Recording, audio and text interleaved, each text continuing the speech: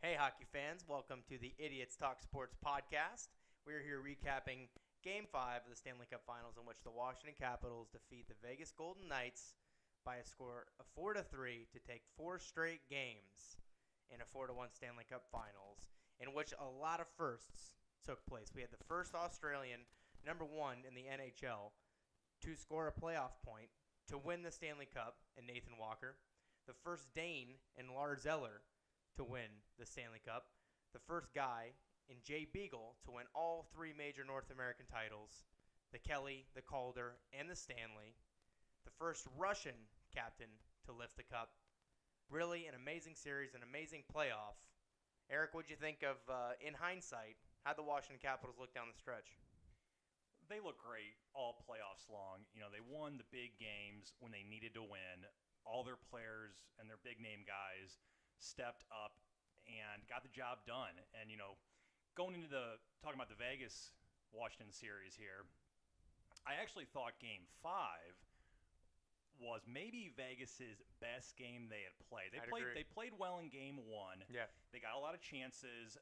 They looked like they could play with Washington, and they looked like they could play with Washington in Game 5 as well. They looked fast. They turning the puck over in Game 5. But losing 3 straight to Washington. 4. Well, before Game 5, losing those 3 games in a row. Yep. It was going to take a lot for Vegas to come out ahead on that. It was just they would have needed to play so good for 3 games in a row. And like I said, they looked really good in Game 5. They could have won that game. But the second, third, and fourth game, I know the stats maybe have said in the second game, if you look at them, that Vegas may have even been the better team. But watching that game, it just wasn't the case. Washington was so hungry. They were playing so physical. And that's something, too, in Game 5 that Vegas did a good job of, was they were playing physical as well. They were matching Washington's physical play. But, again, I feel like the reason they lost in that 5th game, the difference was those turnovers, those small mistakes in their own end. It cost them 2 goals and ultimately led to Washington winning that game. You never want to pin it on one guy, but I think it was Lucas Spiza who turned over that puck or couldn't clear it the first time. Brooks Orpik keeps it in. Devontae Smith-Pelly goal, and then 3 minutes later the Lars Eller goal. And when you look at how physical Washington was, like you said, Vegas was trying to match that all series, and they couldn't. They had no answer in games 2, 3, and 4. I think Game 1, the thing was Washington wasn't playing very physical. They were trying to figure out Vegas's game style. I mean, everybody knows they're a quick, small, speedy team, but until you play against them, you don't exactly know. You can watch as much video as you want, but until you're actually in the moment playing against that team, adjusting your strategies, you just don't know how the game's going to go. That's 100% right, and I think when we look back at the Capitals, what they did better than anybody was mix the game up. They could play whatever you wanted to play. You want to play a speed game, they'll play a speed game with you. They've got Kuznetsov, they've got Backstrom who can wheel, they've got kids like Jakub Vrana, Burakovsky. These guys can wheel, they're fast, and they can play that game with you if you want. If you want to slow it down a little bit and hit, you've also got trouble. Tom Wilson, Backstrom throws the body, Ovechkin, they're being led out there by that guy. Oh, yeah, that guy Alex Ovechkin, who's a Stanley Cup champion, 13 years in the making. An absolutely remarkable story. And if you've seen him at all on any of the social media after the game, this guy, number one, has not let go of the cup since Thursday. Still has it. I was watching his Instagram story last night. I didn't get a chance to tell you about this before the podcast. And, 4 of the videos in a row were just, the phone just focused on the cup. This How guy, awesome is that? Dude, he's just he slept with it. It was he's not let go of it, and it's kind of you're kind of laughing. You're like, so when does the rest of the team get a hold of that? Is that just it's Ovechkin's now? So it was so funny when Barry Trots went to grab the cup from Ovechkin, and Ovechkin held on to it for an extra 3 or 4 seconds before releasing the cup to Trots. And what's a really neat stat, and I was actually surprised by this, is something you had already mentioned, is that Alex Ovechkin is the first Russian captain to win the Stanley Cup. I thought that was pretty cool. That's right. And there's been a few assistants who have won it, but no team has been led by a Russian. It's kind of an unbelievable stat, really, because the Russians have always been such great hockey players. Fantastic. Well, for a long time at least. And, it just, to me, it was a pretty mind-blowing stat. And what a great What a great first, Russian captain to hoist that cup. I think there were only like 7 or 8 in history, Russian captains. There's not many. And a few of them didn't turn out very well, obviously. One of them, Kovalchuk, is not in the NHL, but is talking. Well, we might get to him today. I doubt it.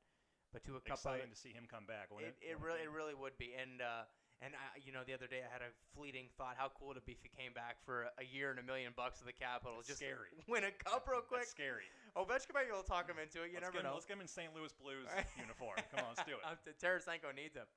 So, but honestly, it was an amazing Stanley Cup run, and I think even Washington Capitals fans weren't telling themselves that it was possible until the puck dropped. And by the way, I watched the replay of the game on NHL Network, and I set a timer when they lost track of the clock. And I think this may be a conspiracy theory here, but they added 3 seconds. I set a timer. There was no breaks in play, no stoppages in play, and my timer went for a minute. It stopped at 1:47, and when it came back, it was like 50.6 or something like that left. There was 3 seconds added. Well, and you see the conspiracy. You see the Washington Capitals worry on their face on the benches. Yeah, they're all like, looking at each whoa, other like, well, what's going on here? The clock's not working. Everybody in Vegas, they're loving it. I'd be loving it if I was a Vegas fan. Very suspicious is all I'm saying. It happens now for the first time all season. A minute left in the third period of the Stanley Cup Final. I mean, come on, guys. Going back just to that Game 5, I would have loved. I think Vegas made the necessary adjustments in that game, but it was a story of too little, too late. I would have loved to see those adjustments made by Game 3. That's right. Because I think they would have had a much better chance of making this a 7-game series. And if you're Washington, you did not want to go back to Vegas in Game 7. That's not a good look. No. Really, you don't even want to go back to Washington. You don't want to go back to Washington. You want to win that cup as soon as possible. And I believe Washington won every series on the road. Every series on the road. And I don't know how many times that's been done in history. It wasn't many. That's for sure. I think they're the Penguins and the Red Wings in 09 maybe. But anyhow, it was truly a special series to watch, and just a special playoffs altogether. I think this is a playoffs of so many firsts. There's so much talk about Ovechkin and the Capitals can't get past second rounds, can't get past the Penguins, and this year was just different. It was just different. And when you look at their regular season stats, it wasn't like the prototypical Capitals team that we've seen under Barry Trotz. I think they had 2 President's Trophies in Barry Trotz's 4 years. So each year they're contending for that, or they're within a few points of it. This year I have some stats from their season. They were 49, 26, and 7, which was, I think, good for 6th in the league, maybe 7th in the league. 202nd in the Eastern Conference. 259 goals for. They were in the middle of the pack this year. Usually they're, 1, right 2, and 3. Yeah, and I think they were 13th or 15th. And 239 goals against, again, middle of the pack. Usually they're, again, right at the top. Holtby's playing lights out. If it wasn't for Phillip Bauer, who knows how much different the playoffs would have looked, whether it's first-round matchup or whoever they could have played. It may have been a wild card spot. Let's say Grubauer comes in and doesn't look good. The East is so competitive. It's so incredibly competitive. Well, and watching Washington's playoff run, it almost seems like they got calmer as each series went on. Each game went on and each series went on. More confidence. Just more confidence, a calm confidence. And that's something that Barry Trotz, kind of talked about a little bit. And everyone was saying how calm, collected he looked behind the bench, especially after they took out Pittsburgh, slaying that dragon, which is huge for them. It just seemed like there was no worries. They knew what they needed to do. They knew they were going to get the job done. Barry Trotz, after that loss to Columbus in Game 2, went in the locker room and said, "We got this, boys. We're going to win 4 straight. We're going to take this team out." And what did they do? They did it. And watching the Tampa Bay series, going down 3-2 after leading 2-0, losing 3 straight, you see this team dig deep and shut them out. Game literally. 7 wasn't even 6 and close. 7. Well, yeah, 6-2, really. Yeah. 6 was 3-0. Holtby with 2 shutouts in a row. That's just a team shutting the door and saying, you're not winning this one. And it was truly amazing to watch. And it's not like they didn't sweep everybody, right? They lost games in every series, and I think that prepared them for the Stanley Cup Final more than anything. I said on podcast 1. from the series, Vegas is gonna win games, but I just didn't see him winning the series because Washington was just too prepared. Well, and to touch on Vegas again, I think that it's great that they made it to the Cup Finals for fans, for the team, for the coaching. I think it makes them hungrier next year. I think it makes them a better team. They're already gaining that valuable playoff experience. So they got a taste of what it takes. They beat some great teams along that run. Unfortunately, they couldn't take out Washington, but it's a great learning experience for this young club. And I don't think you have nothing to worry about if you're a fan of Vegas. So, I'm not one to make any predictions. I think what hockey has taught me throughout the years is you can't call anything. You may, who would have told you if anybody would have said at the beginning of the year, Washington and Vegas Stanley Cup final, Washington wins in 5. That would have been the most egregious statement ever. I mean, nobody would have believed you there. So there is no calling it in hockey. Nobody knows what's going to happen. Well, the players do. They decide it on the ice. Let me ask you, how valuable do you feel that playoff experience is? They played so many games. Do you think it prepares them better for next year? And if they do make the playoffs next year, they're just that much more prepared? Because they don't have a lot of veteran guys. Again, this is a young team, and to get that taste of playoffs, I feel like it's huge for that team. Well, what's really interesting, you listen to UFC fighters, and they'll say that the worst type of win is one where you walk out in 7 seconds and you knock the guy out cold. First punch. That's the worst win there is. No experience. You gain a win. You gain a win, but you didn't learn anything. And I don't think that Vegas learned anything their first 3 series.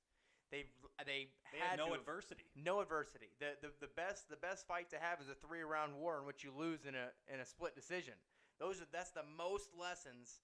And Vegas was knocked out unanimous. There was no split about it. This was not a 4-3. But I love what they showed in Game 5. They looked great in Game 5, except for honestly, turnovers. It was the third period. Yeah. You watch them go, and I'm not going to say that I knew it was going to happen, but you had the feeling, when the second period is over, that one goal is not enough to keep Washington away. One goal is not going to be enough, but that Washington team, going into the third period, it would have been a normal presupposition to think there's no way that they're going to score 2 goals in the third period and win this game. It didn't look like that going in because Vegas had a great game plan. They were playing really well. They were playing physical. They were being responsible with the puck. And then 2 defensive mistakes cost them the game. To me, they played about the best game they could have played against Washington. And if it wouldn't have been for a few, again, turnovers, simple plays they did not execute, they very well could have won that game and I'd agree. Went to Game 6. What happens from there, who knows? But I love the way they looked. I think, if they would have looked bad in Game 5 like they did in Games 2, 3, and 4, there would have been maybe a little bit more worry for that team. But the way they made that adjustment, albeit a little bit too late in the series, but the way they were able to adjust, I thought it was great for that team. I would agree. I think someone like Fleury. The problem is moving forward is they no longer have the chip on that shoulder, and we talked about that a little bit before the podcast. It seems as though they got as far as they did with the chip on their shoulder. We're the misfits. Nobody knows about us. We looked at a couple of numbers from the season. Jonathan Marchessault's shooting percentage and William Karlsson's shooting percentage. Jonathan Marchessault is going to be a reliable 30-goal scorer from here on out. I mean, of course, there's going to be dips as you age a little bit. He's a younger guy. I think he's 26, 27. He's got many more 30-goal seasons ahead of him. I look at a guy like William Karlsson who shot nearly 25% this year. That's the same thing that TJ Oshie shot, 33 goals, 24% in his contract year. That is a contract year type of number. So William Karlsson might get paid like a 40-goal scorer gets paid, and that would be the most unfortunate thing. It's fortunate for William Karlsson.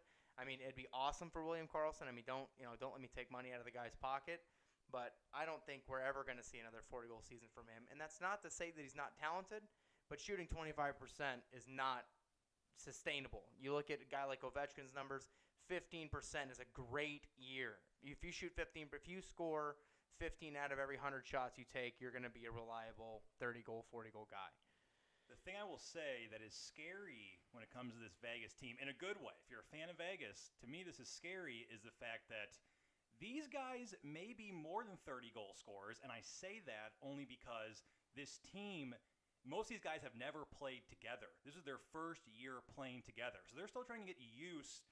They played 100 games together, so I'm sure they've gotten, Right. pretty used to playing Right. together. But But still, you're right. a You're right. team like Washington, their core guys, they've been playing together for a Years. long time. And that's got to add points and goals to those totals. I mean, it has to. Right. So these guys are still getting used to each other. And I think, you keep that team together for 4, 5, 6 years. The core guys on Vegas, the sky's the limit for this team. And who knows what's going to happen. I think moving forward, it really looks as though Vegas is going to be all right. I can't call that they're going to be back in the Stanley Cup final. I don't know if anybody can. But they're going to be just fine. They're going to move on past this. I think the real thing to look at now, they talk about when you win the Stanley Cup once, it becomes easier to win it again. And I think that's something to be terrified of if you're the rest of the league now that you've got an Alex Ovechkin. And if he ever stops drinking this offseason and partying with the Stanley Cup, he's going to come out one of two ways next season. He's either going to be, remember this year he had 16 goals in 18 games. He was on pace for 68, 70 goals or something at the beginning of the year. Well, that's a great point. Does this make him hungrier? If he returns better, if Kuznetsov returns better, if Orlov returns better, if Oshie and Backstrom and Burakovsky and Vrana, if these guys return better, even the same, there are problems for the rest of the league, plain and simple. Because this team, they played together so well, and you have some key contributions from Smith Pelly, which we'll get into the free agents here in a little bit, but I don't know that Smith Pelly's coming back. But if you have some key contributions from those depth guys, but they all played so incredibly well. Lars Eller signed to a long-term deal, and that guy looks like a number 2 center, by the way. Sure does. And he can step up at any time. And as Lars Eller was saying, he feels better the more time he has on the puck. I hope they find him more ice time. I don't know where they will, but I really do. I think he deserves it. But we'll go through some of the point totals this year. We had Ovechkin, 49 goals, one short of that elusive 50 mark this year. Last year, we're 33. What a huge season it was for him. Really a return to form. 7 goals in the first 2 games. 4 on Carey Price, I think, which was amazing to watch. 26 assists. 49, 38 assists for 87 points. Kuznetsov, 27 goals, 56 assists, 83 points for a comeback year for Evgeny Kuznetsov. Nicholas Backstrom with his reliable 21 goals, 50 assists, 71 points, which is crazy to say that they have 2 reliable 70 and 80-point centers. It's a lot like the Penguins. Has Backstrom ever had a bad or off season? He is about as steady Eddie as it gets on a hockey team, and it's those Swedish centermen. They play so well defensively.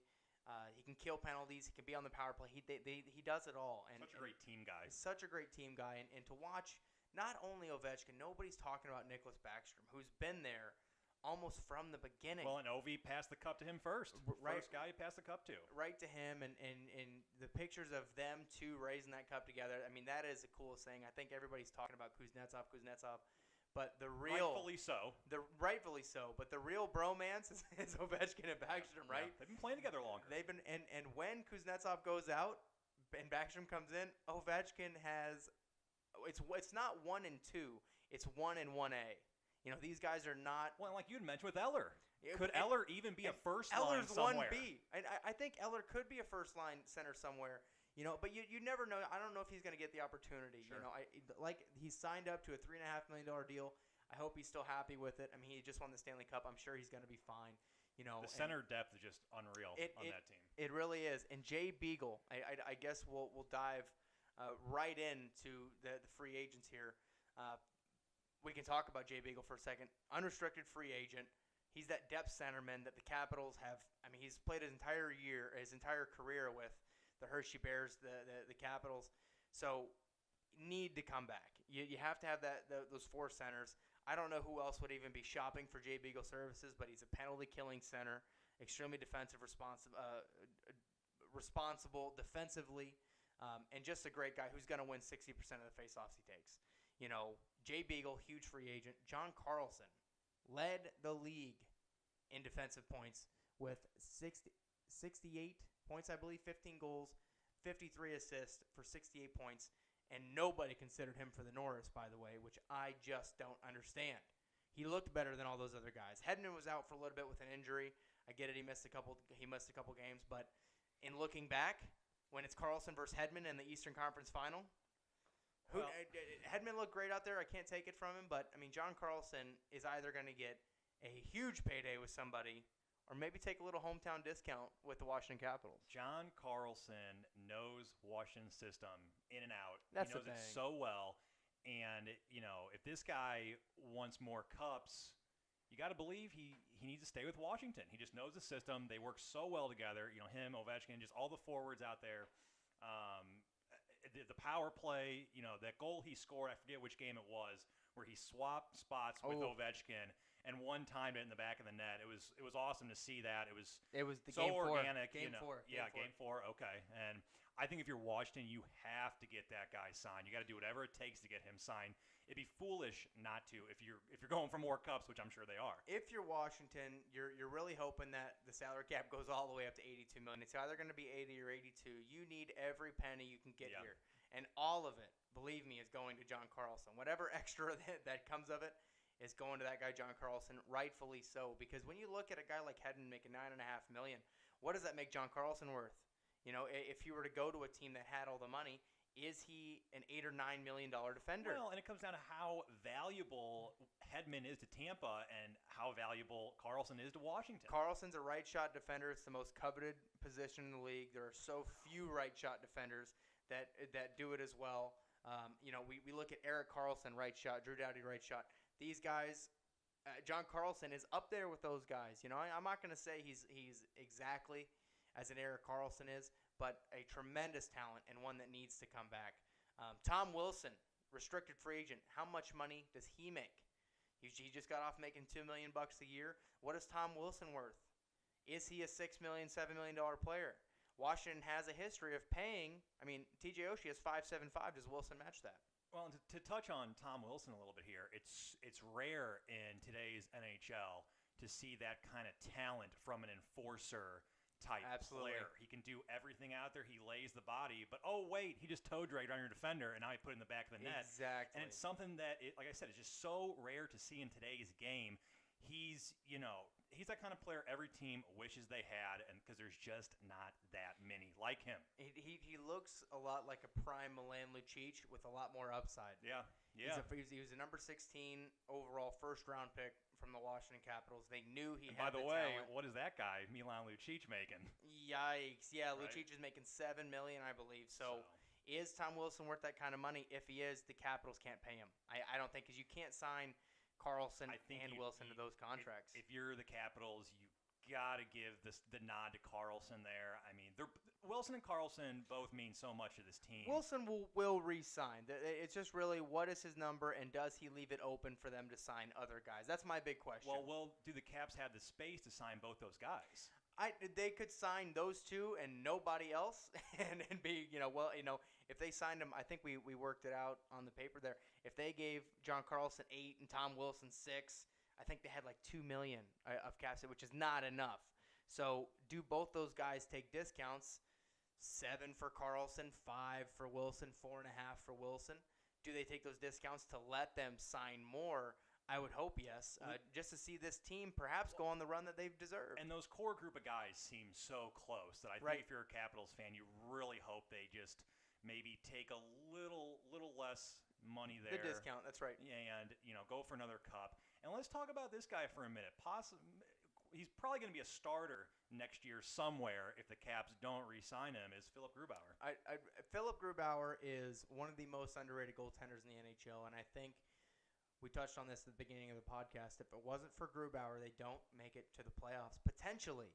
I'm not going to say their season totally imploded, but Holtby was playing with sub-900 numbers there for quite a stretch, and the game was just away from him, wasn't seeing the puck well, and Grubauer comes in and saves them. And Grubauer had a better year this year than Martin Jones did, backing up Jonathan Quick before he got the big payday. He had a better year than Cam Talbot had when he was backing up Lundqvist and got the big payday.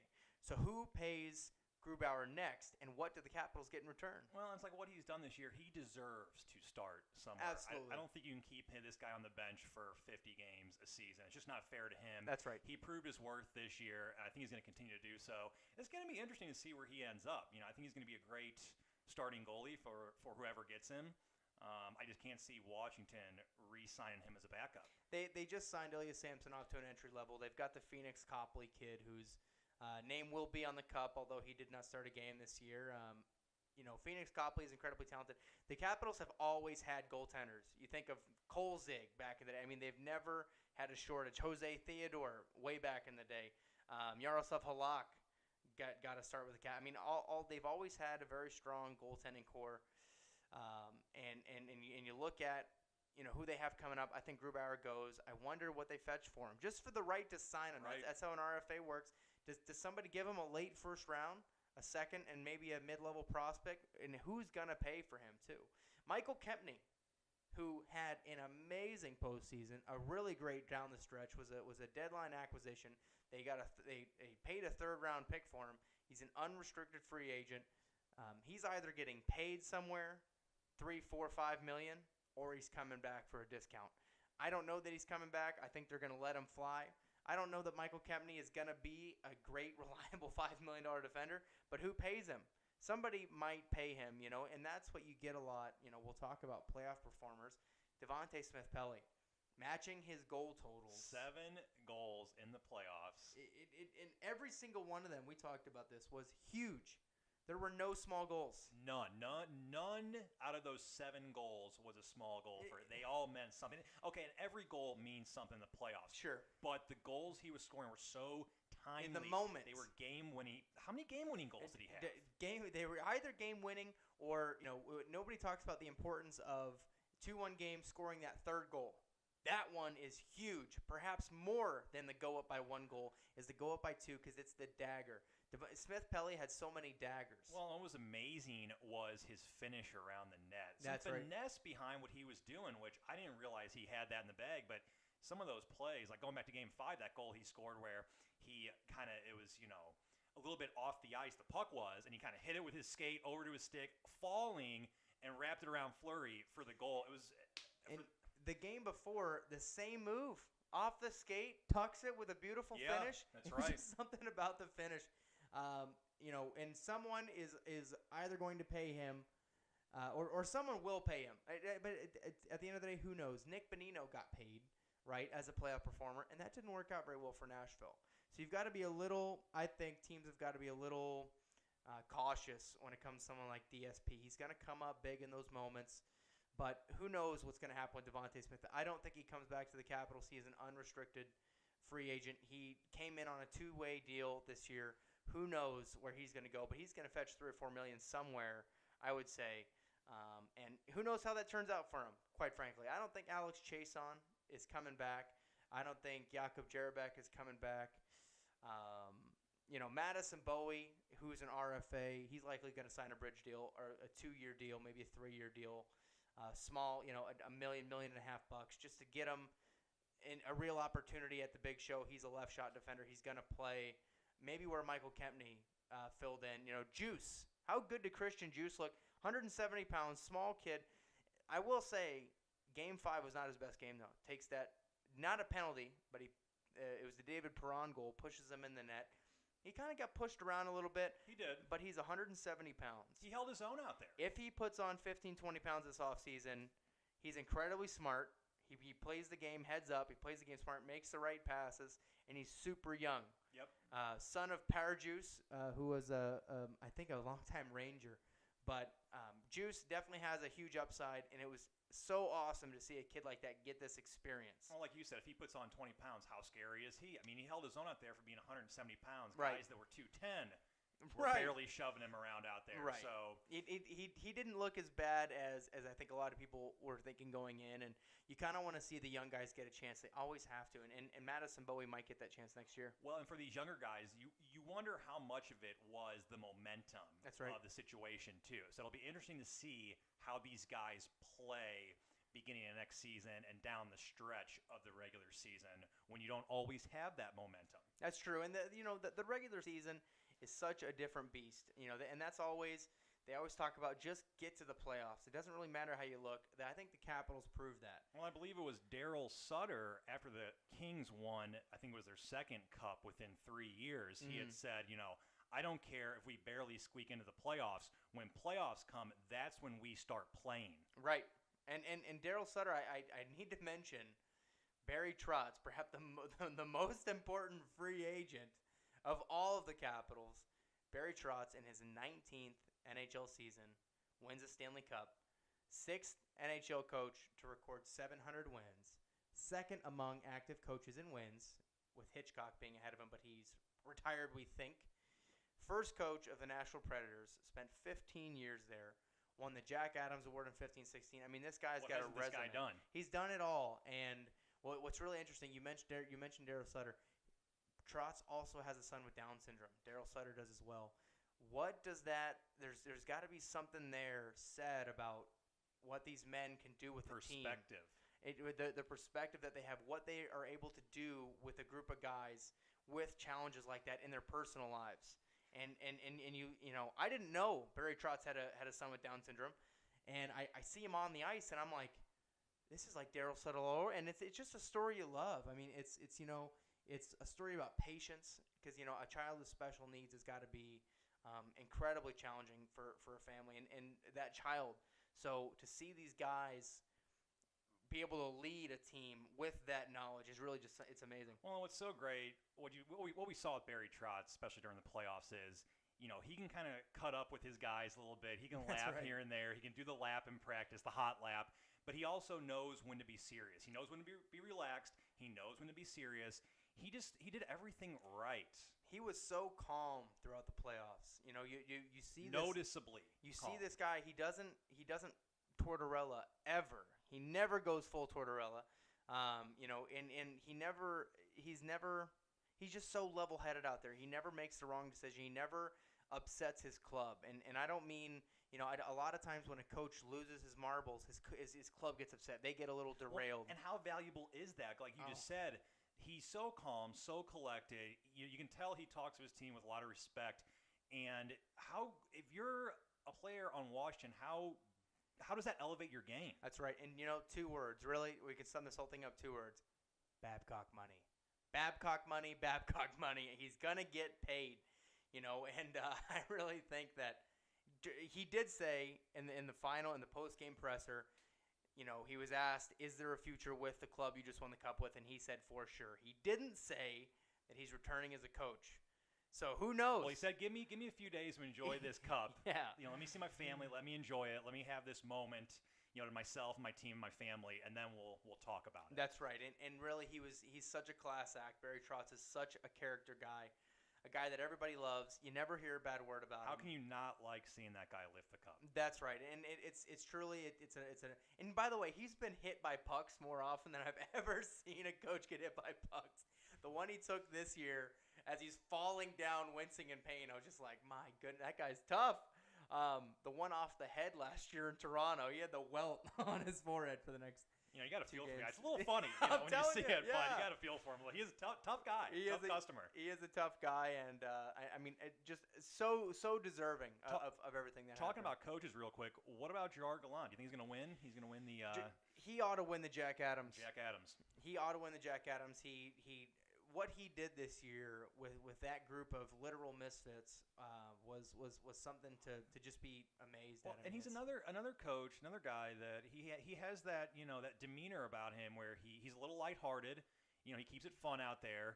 I think he could have maybe been a little more serious with his club. From the looks of it, of course, we don't know what was said in the locker room and stuff. He looked almost a little bit too lighthearted at times when Vegas lost the second, third, and fourth game. I'd agree. But again, what he was able to do with such a young, new, inexperienced group of guys was truly amazing, and he definitely deserves a Jack Adams, in my opinion. No doubt. We touched on Vegas, but they've got nothing to worry about moving forward. Really, really a good group of guys, and I think it's time now for the most important topic of this entire podcast here. My argument, Keegan's argument, for Ovechkin being the greatest of all time. As I shake my head.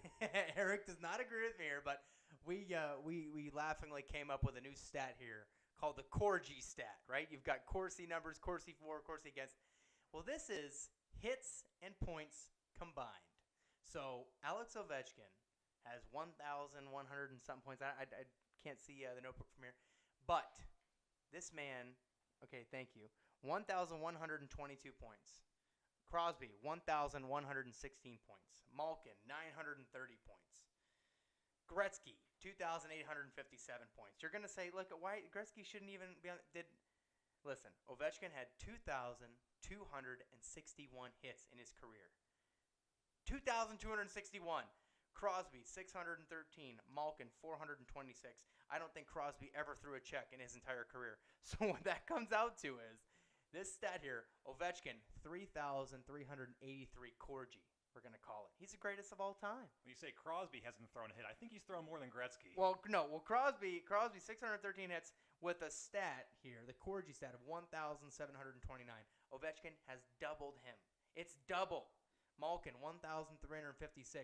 Ovechkin nearly triples that total. And like I said, I don't know if Gretzky's ever thrown a hit. I'm going to give him 100 because I'm being generous. He's got 2,900. Well, it's so funny. Talk about, everyone talks about how great of a goal scorer Ovechkin is, which he is. He's one of the best we've ever seen. And I don't know that we've ever seen a goal scorer that can throw those kind of hits. Maybe Eric Lindros, maybe a guy like Jeremy Roenick. That's right. But they didn't have the longevity that Ovechkin has had so far. And it looks like Ovechkin's just getting started. That's my whole point here, is that Ovechkin has done it for the longest amount of time. He brings everything to the game. And when I say everything, his defense has gotten better noticeably in this playoffs, and I think that's why they ended up winning the cup. But his physical game is off the charts. His scoring touch is off the charts. He's the greatest goal scorer in this generation, in the league today. There is no argument, plain and simple. He's a guy that's going to lead the league in shots almost every year, be up there in the top three. The guys know to get him the puck, and they know he's going to score. This guy is truly amazing to watch. Hits are so important in the game of hockey, especially in the NHL. And it's something that, the game is starting to transition into more of a, small man's game, fast game, skill-based game, finesse game. But the thing is, how do you shut that down? You shut it down through hits. And hits is a big reason why Washington was able to take out Vegas and win that cup. So that's 100% right. You can say that, hits are kind of important. They do mean something, but they're not. They don't translate to points. Now, I'm not saying every hit translates to points, but I don't think Ovi would have the goal totals he has if he didn't throw that many hits. And here's the thing, too. I don't remember who was talking about it, but somebody said, if you have a team that's outplaying you skill-wise and you throw a huge hit, somebody, and that's going to be Tom Wilson. We're going to say Tom Wilson. Tom Wilson lays somebody out. Beginning of Game 5. Momentum shift. Beginning of Game 5, he lays out William Karlsson. It is a hard hit. What is William Karlsson doing for the rest of the game? Right. He's got his head up. He's looking for Tom Wilson. He's not looking for the pretty play. He doesn't want to get hit like that again. It throws off William Karlsson's goal-scoring game, and it gives Washington the momentum. That's right. So hits change the game. I think this is the big takeaway from this series was Vegas couldn't keep up physically. It gets so overlooked in today's game. Again, not for people that have been watching the game for a long time, 10, 15, 20, 30 years. If you've been watching the game for that long, chances are you know how important hits are. The physical game. But let's say you're a new fan. Let's say, for example, you're a Vegas fan. This is the first year you've watched hockey. You may not realize how impactful hitting is in the sport of hockey. Right, and this is maybe for another show, but this is why fighting is important to the game too, because that's how these guys police themselves. When you have a guy like Tom Wilson running around, you need a Ryan Reeves to try to drop the gloves with him, to settle him down. And Vegas did not. They didn't dress Ryan Reeves Game 5. Fighting is a huge part of protecting your team and your skill guys. Gaining that momentum back. Yeah. When the Getting big the hit crowd happens, into it. Yes, when the big hit happens, sending Reeves out there, trying to corral Tom Wilson. Maybe if they dress Reeves, maybe Reeves lays out Wilson. Maybe Wilson doesn't throw that hit. I doubt it. I think he still throws that hit. No, it's a good point. But maybe he thinks a little bit more before he goes ahead and decides to throw the body into William Karlsson. It's accountability. It's accountability. And I'm telling you something right now. William Carrier is a big guy. They dressed him in place of Ryan Reeves, but he's not Ryan Reeves. Right. And Tom Wilson's not scared of William Carey. I Right. assure you that. I don't think he's scared of Ryan Reeves either, but he has reason to be. With all that said, this was truly the best postseason I remember watching. I mean, this was, I don't know who didn't enjoy Alex Ovechkin ripping the cup from Gary Bettman's And again, hands. Alex Ovechkin is the third Russian player since, I believe, in the modern era, I think since 44-45 season, to win the Conn Smythe. Which is unreal. Yeah. It's unreal to think there's only been 3, Malkin and Fedorov, right? Fedorov, yep. I think NHL Network was saying second, but they forgot about my boy Sergei. It must have been from a certain year. Sure. Because, that was obviously, I want to say in the 90s, Fedorov won the Conn Smythe. But with all that said, it was truly amazing to watch, to see Ovechkin raise the cup, screaming. I mean, just that energy, that emotion. And did you see how quickly he got rid of that Conn Smythe? They gave him the Conn Smythe. He's like, took it right to the bench. He wanted the big cup. He wanted that cup. And, like I said, we don't know if he's even let it go since then. It might not even spend the summer with the rest of the team. Who knows, man? Ovechkin's going to have this thing for the next couple How weeks. many meals does he eat out of that cup? All of them, right? His drinks exclusively are coming out of that 34-pound tub over the next couple months. So with that said, thanks for tuning in, anybody, to the All Washington Capitals podcast. And tune in next week to when we break down the Vegas Golden Knights, their season, and what's moving forward, what's going on moving forward for them. Thanks for tuning in. Have a great day.